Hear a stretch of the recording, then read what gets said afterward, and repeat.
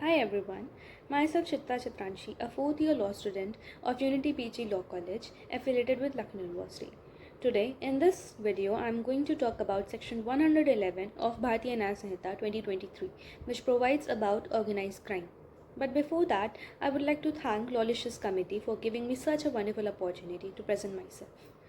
In this video, the subtopics that would be discussed by me are: what are organized crimes?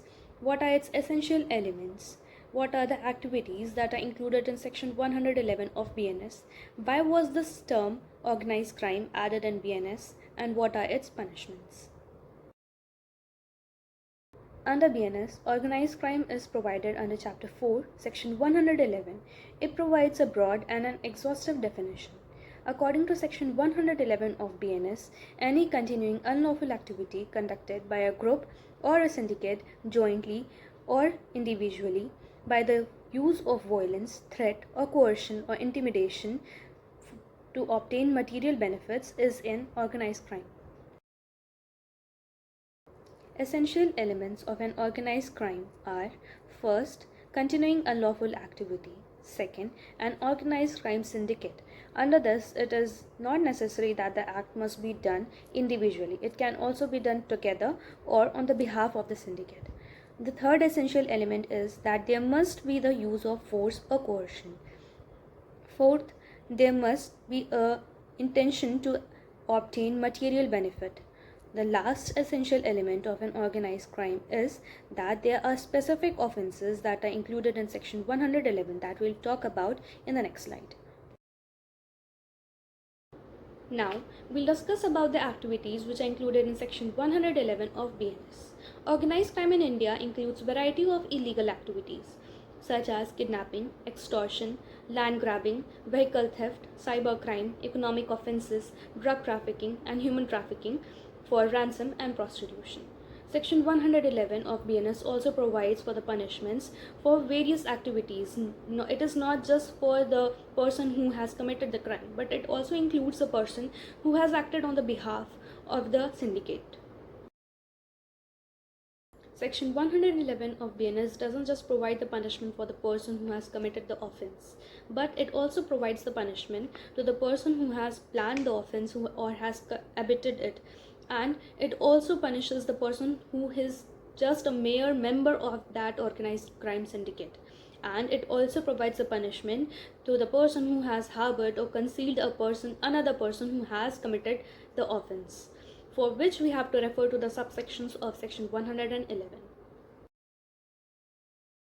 Now I'll refer to the subsections of section 111, for which I have the whole page, and I will also include the whole chart, which will make easy for every person who is seeing this video to understand the section 111 of BNS. Subsection 2 of section 111 has two parts, A and B. A provides about the punishment where the offense has resulted in the death of a person.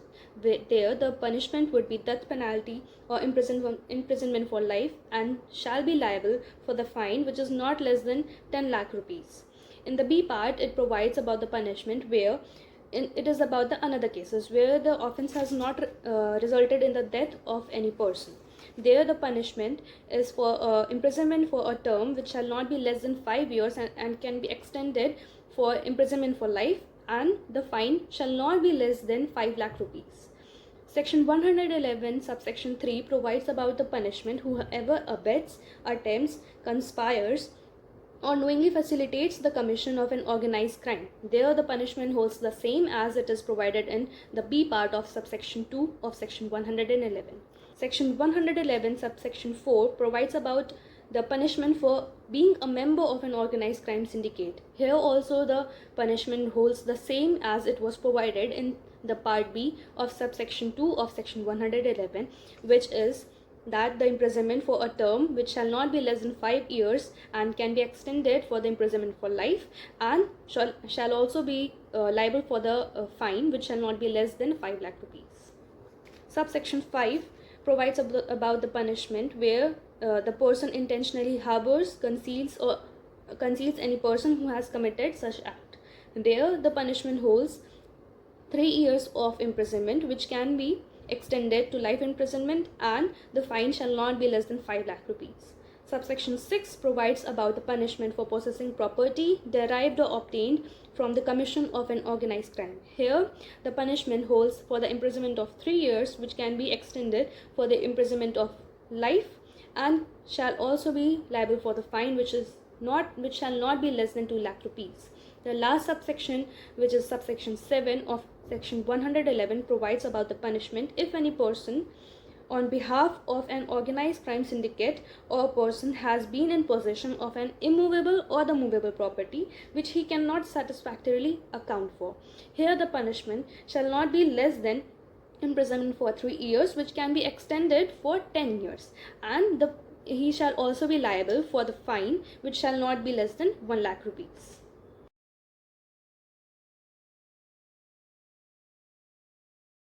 Now, at the end of this video, I will discuss that why was this provision of organized crime added in BNS. As we all know that previously only certain states had their own acts for combating these criminal syndicates or organized crime, like MCOCA and other specific acts. But now with BNS, we have an organized and strict framework with which we can combat these criminal syndicates, or we can say criminal networks, and it also provides the severe punishments that we have already discussed. And it not only targets the person who has committed this organized crime, but it also targets the whole criminal syndicate, not only the person who has committed the offense, but also the person who were involved in planning, abetting, or financing the activities, and even the person who has been a member of the syndicate. That's all for the video. Thank you for watching.